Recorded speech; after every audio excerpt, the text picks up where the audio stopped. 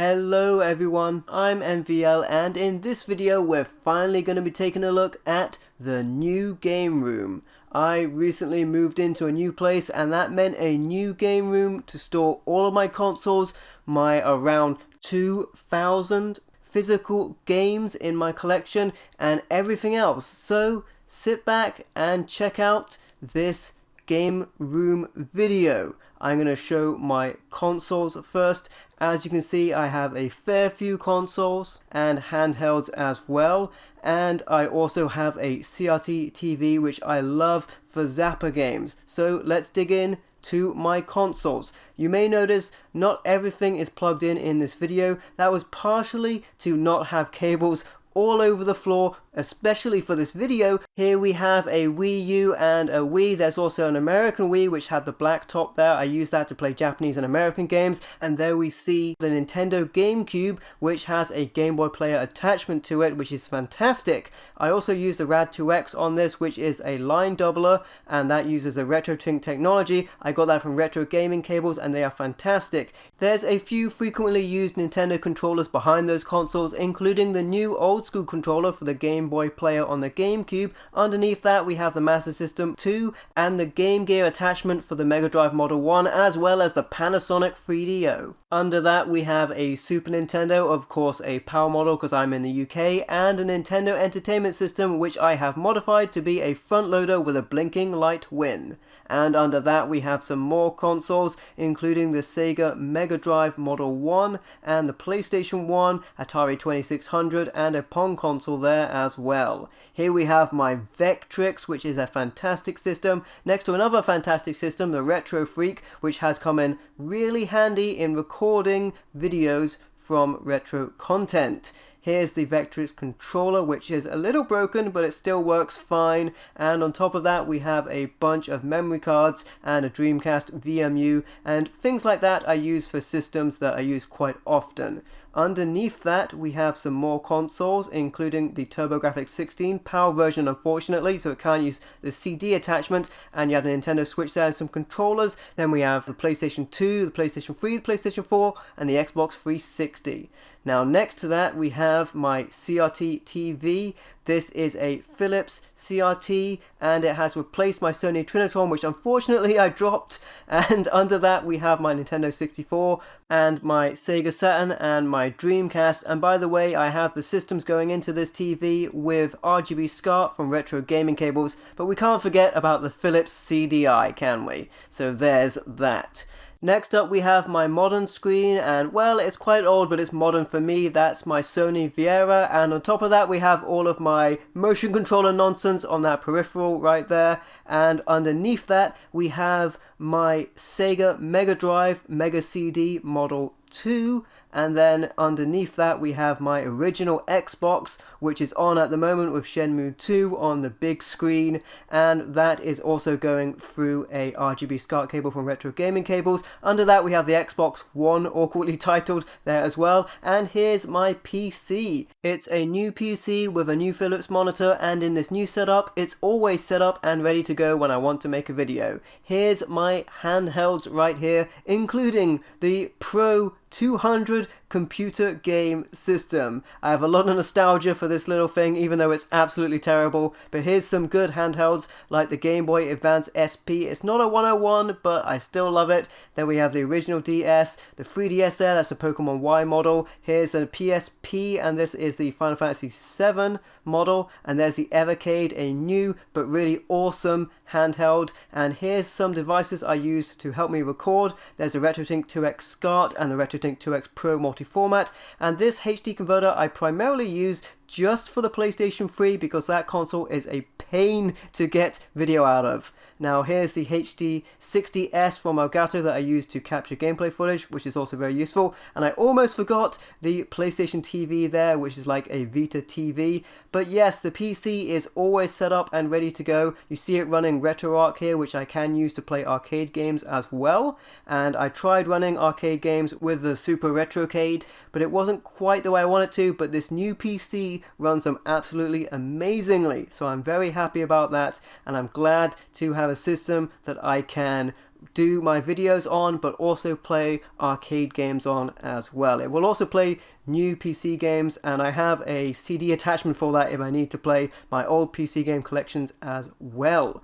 So here we have more systems. By that I mean mini systems, so we have a lot of plug and plays and things like that on this shelf over here. As you can see, there are some plug and play systems there. We have some mini consoles, and we also have some mini arcade systems over there as well. And here are some console variants. I do have more console variants in the second game room, which I will also be showing. Here is a Capcom plug and play. Next to that we have a Namco plug and play as well.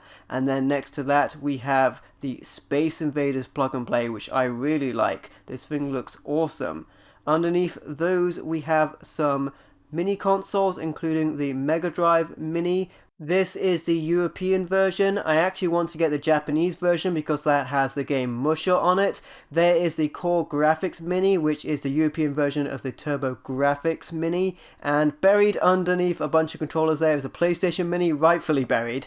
And there's the Game & Watch Anniversary release. There's the NES Mini and the Super NES Mini. Here we have the Commodore 64 Mini. The Super Retrocades are behind these arcade mini plug and plays here, which is the Neo Geo Mini and the Astro City Mini, which is absolutely amazing. Here we have some Xbox 360 variants. We have the Star Wars one and the Gears of War model as well. And there's a weird stand for the PlayStation 2 and a motion controller charger for the PlayStation 3.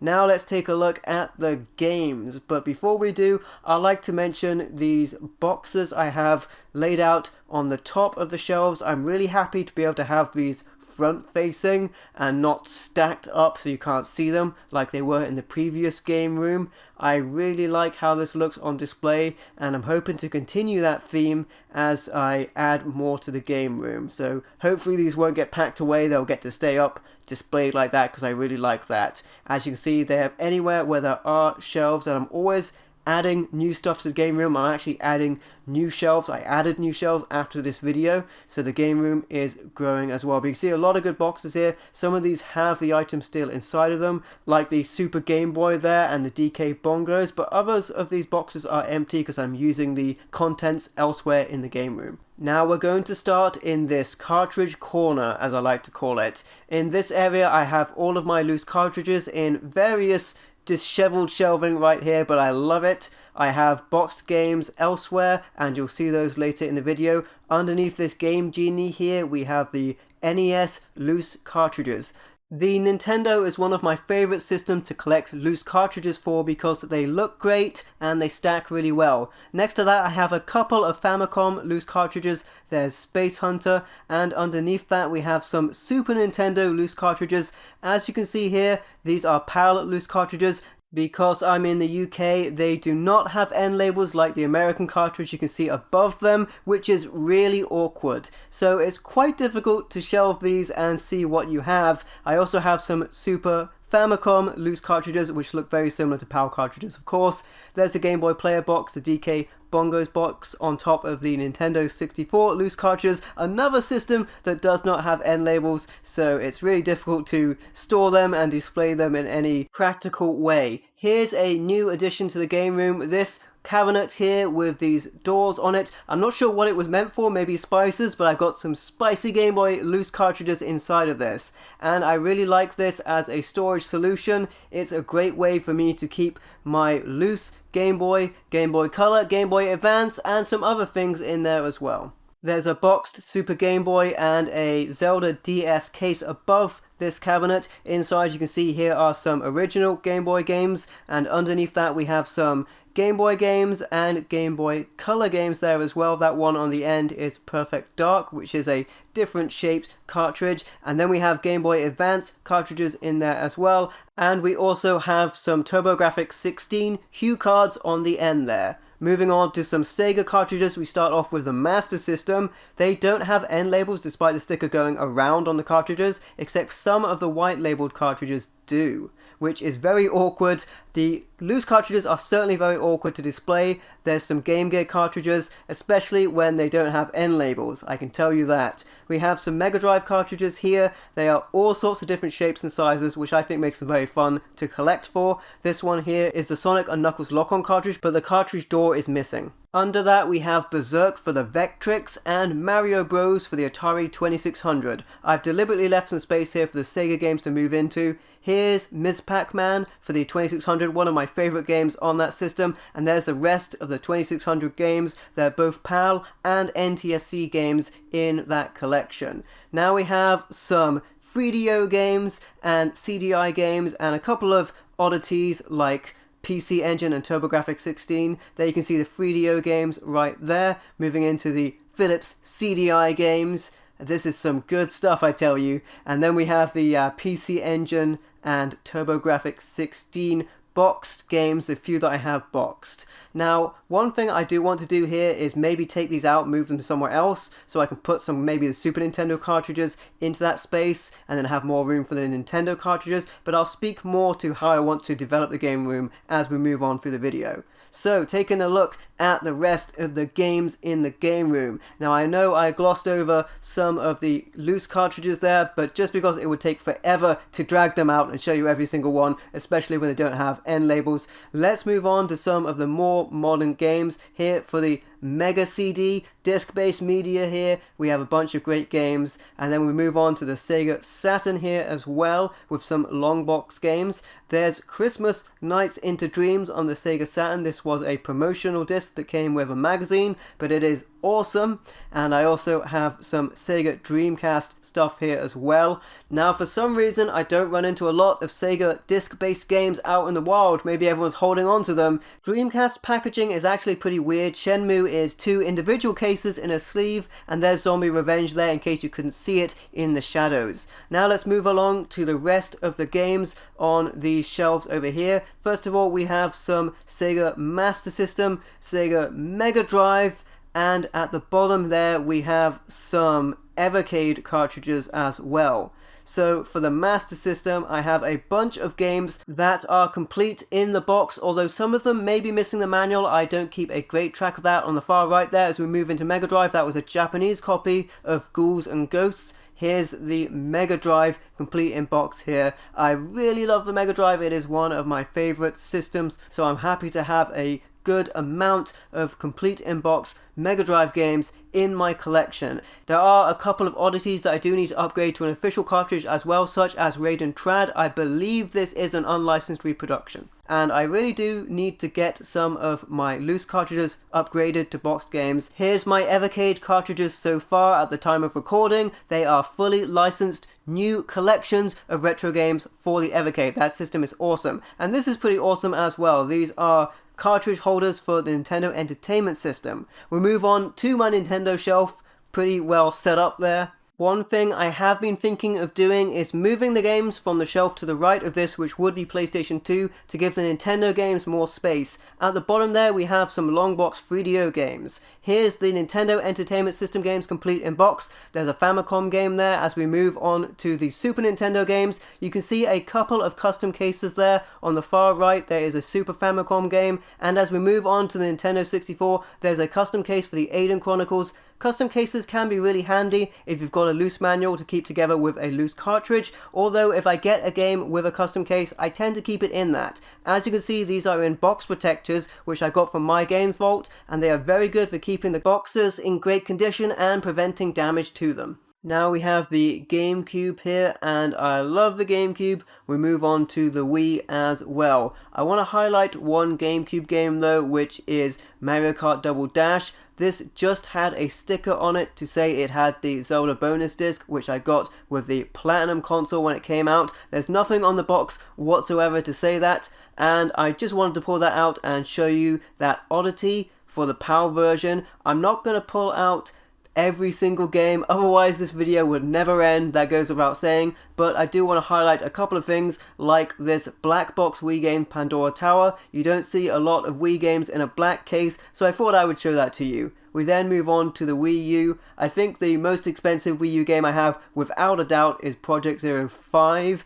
and then we have the Nintendo Switch games as well. I really like the Nintendo Switch. I like they've moved to cartridges. It's a great move, so I hope to grab more Nintendo Switch games down the line as well. And at the bottom of this shelf, we have the long box 3DO games. They don't really fit anywhere because of their size, so they're here at the moment, and it also includes Sewer Shark. Pretend it's a game. Now we have the PlayStation 2 shelf. Now this is probably the only shelf that is absolutely overflowing because I have a lot of PlayStation 2 games. They're very easy to get your hands on, they're plentiful. The PlayStation 2 was a very successful system, so you find PS2 games absolutely everywhere. So I have a bunch of PS2 games. The PAL spines you see here are black and white, which is a little bit boring compared to the overseas spines of PS2 games, which are a lot more colourful, but I still love PlayStation 2 games. This is the format that was released in my region, so these are the games that I have gotten. And although they aren't aesthetically very pleasing to look at, there certainly are a bunch of great games here as well. I do have a few oddities, a couple of collections put together, and a few weird things like cheat discs that I have on display here as well. You may see a couple of Platinum games there, like Lego Star Wars. The Platinum cases look even worse with the silver and black, and it's not a pleasing look at all. I also have a couple of doubles here as well. The doubles like Primal there are a regular edition, and any kind of special edition. You see that with Digital Devil Saga 2 there from Shin Megami Tensei games. I have the soundtrack and a special edition of that as well.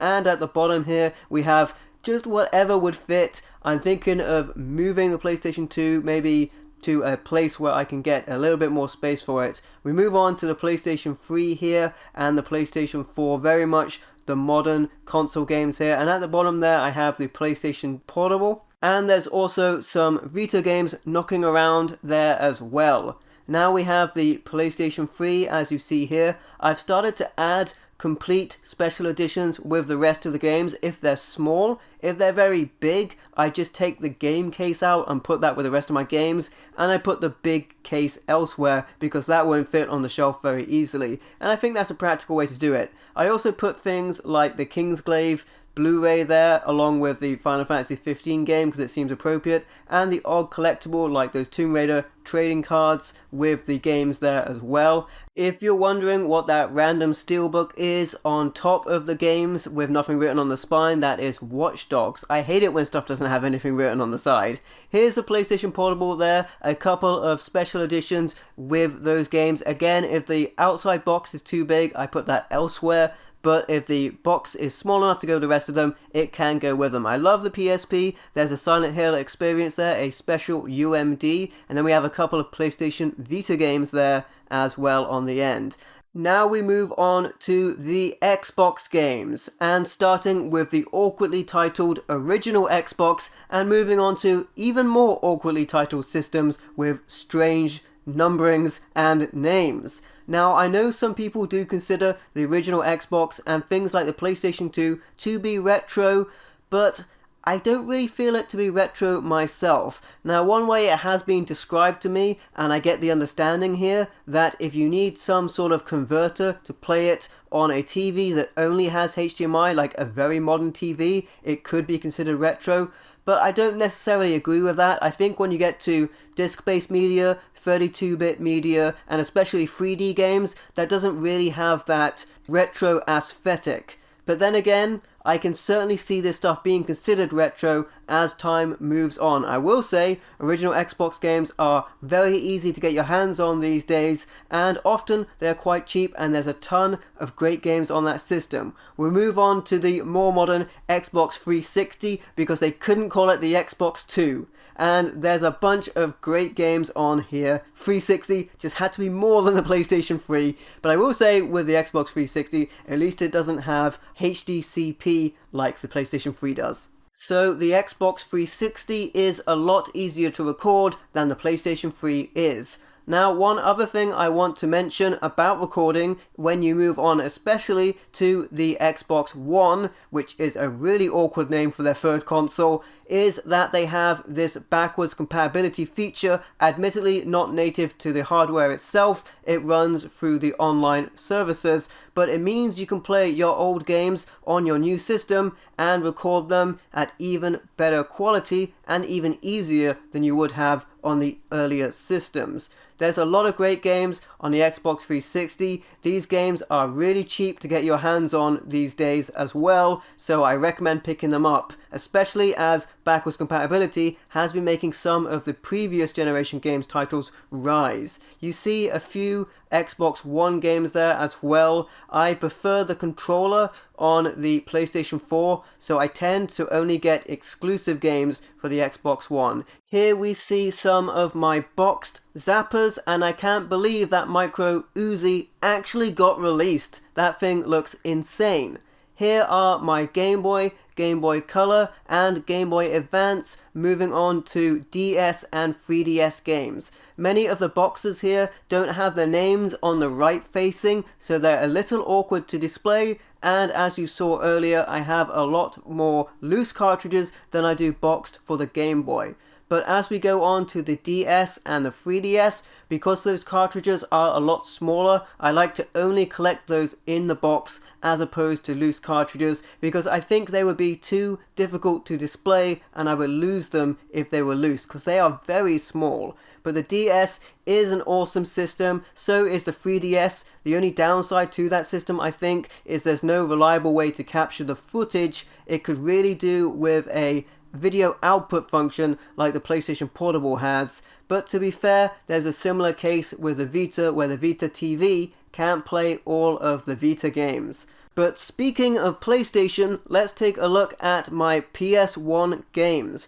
As you can see here, they are in PAL jewel cases, which are thicker than the American CD style cases you get overseas. The reason these cases are thicker for the PAL region is that the manuals contain more languages and the cases need to accommodate that. You can also see that I have stacked the majority of my games vertically. If you were to stack them horizontally, you might fit more on the shelf, but over time the discs may become bent because of gravity affecting them. Now, I also don't collect, or try not to collect, loose disc-based games because storing them is rather awkward. And I like to have the boxes for these games as well, but not necessarily all of these will have the manual in them, but I do try to have the manual for as many games as I possibly can, because otherwise I wouldn't remember what the controls are. Here are some of my special editions and PC games. The majority of my PC games are in a work in progress PC gaming room that I will also be showing in this video. Here you can see my Resident Evil 2 Collector's Edition on PS4. There was Final Fantasy VIII Collector's Edition on top of that for the PC. And I also have Resident Evil 2 on the Tiger Game Com. But lots of special editions live in this shelf here. And at the bottom, there's a couple of big box PC games as well. Here's a look at some of my Amiibos. We have some Fire Emblem Amiibos, Cloud from Final Fantasy VII, and here we have some more special editions for PlayStation games primarily, some Zelda Amiibos right here, as well as some Mario Amiibos, which are Mario and Bowser from Mario Odyssey. And here we have a few more special editions,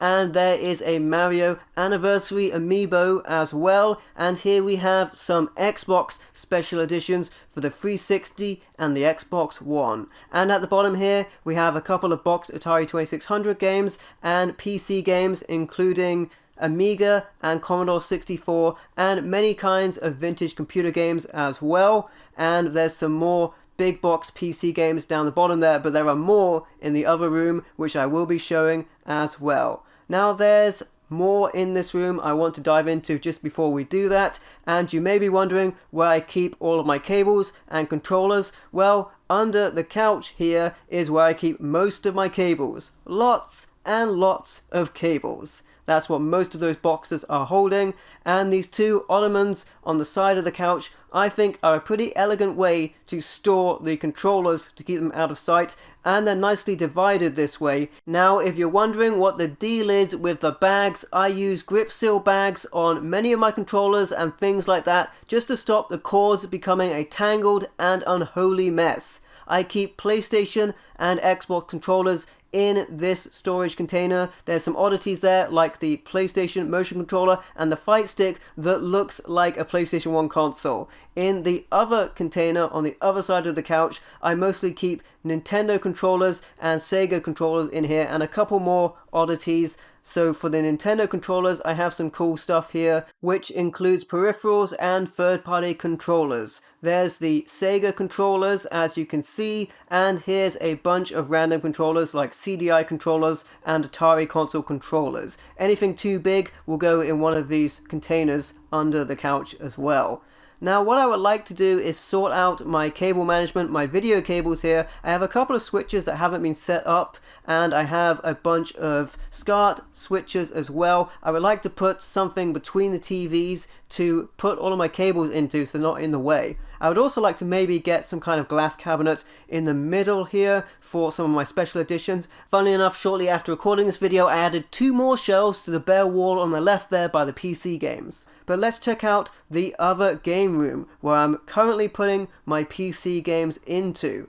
Now, as you can see, this has been set up with my Amiga plugged in right there to that Philips personal monitor, and I have a bunch of stuff on these shelves over here. Here's a Philips personal monitor with the Commodore 64 in front of it, and as you can see, I recently had to jam a plectrum into the power button of this monitor to keep it on, because that button broke just before I started filming. There's the data set for the Commodore 64 to play the cassette games, and there's the Amiga 500, which is currently playing Transplant, which is a fantastic game. This Amiga is attached by an RGB SCART cable from Retro Computer Shack, which is amazing. And next to that, I have some extra consoles. This is an American Super Nintendo. I use a Power one. That is my non-RGB modded Nintendo 64. I use the RGB modded one. And there's a Platinum PlayStation 2. I have a regular PlayStation 2 set up in the main game room. Here's my shelving in this room. There's a lot of stuff just thrown onto these shelves because this room is very much a work in progress. I haven't quite decided what else is going in here, as well as computer games. I wanted to keep my PC games separate from my console games, and this seemed like a great choice for that. You can see a lot of Dungeons and Dragons box sets and books here. I have around 80 D&D books on display here, but I'm not sure what else is going to be displayed here, whether it'll be Warhammer, whether it'll be action figures, or whether it'll be comic books. I have a lot of all of that stuff. Here's some CDI video discs and some PlayStation and Xbox demo discs, as well as some game compilation discs. And there's a Bionic Commando book, GoldenEye guide, and a Half-Life 2 guide, and this is something really cool. If you think PS2 is retro, get a load of this. This is a computer game that is in a book. The adventure game here is half explaining the game itself, and the rest of it is the game in computer code. So for the Commodore 64, you would enter pages and pages of basic code to be able to play this game, and I just think that's awesome. It's a blast from the past for sure. Now here's the rest of the big box PC games. As you already know, some of this is in the main game room and some of it is in this computer gaming room. I really do need to finalize exactly where everything is going. Here's a lot of CD-sized PC games. Some of these would have come in big box and I no longer have the big box, and some of them are as they are. I also have Commodore 64 games here, Spectrum games, and Amiga games, and all sorts of different sized packaging is included on this one set of shelves. Due to their size, they're kind of awkward to display, so shoved in the corner here I have even more games, and below that I have even more games as well, including BBC Micro games, as you can see here. In this container I have a bunch of loose floppy disks. The majority of these are Amiga games, and a lot of them are free games that would come with magazines. Man, I miss those days where you would get complete games free with magazines. Often there will be clones, but then sometimes you would get really awesome games like Transplant, like you saw on my Philips monitor. Here's a bunch of soundtracks: Silent Hill 3, The Legend of Zelda, Smash Bros, there's Colors CD, and there's Soldner X2, there's Correxa Sigma, and there's some Grand Theft Auto CDs there as well. And there's a couple of CDs here for Turrican, Rob Hubbard, who made great music on the Commodore 64, Streets of Rage 4, there's Shadow of the Tomb Raider, and we have some more CD soundtracks here. Most of these ones came with magazines and things like that, special editions and that kind of thing. Here's some more Commodore 64 games. The majority of these are Commodore 64. There may be some Spectrum in there as well, and there's some power packs which came with magazines at the back there as well. And here's some DVD sized PC games. The majority of these games will be playable on modern computers by using compatibility mode or by using a program like DOSBox to emulate DOS to be able to play these games. I do love playing PC games. I love it. So there you go. That is my new game room in this new location. I hope you enjoyed watching this video and checking out both my console gaming room and my PC gaming room. It just remains me to say, if you like the video, be sure to leave a like or comment to let me know what you think, and don't forget to subscribe for more awesome content. Thank you for watching. I've been MVL, and I will catch you next time.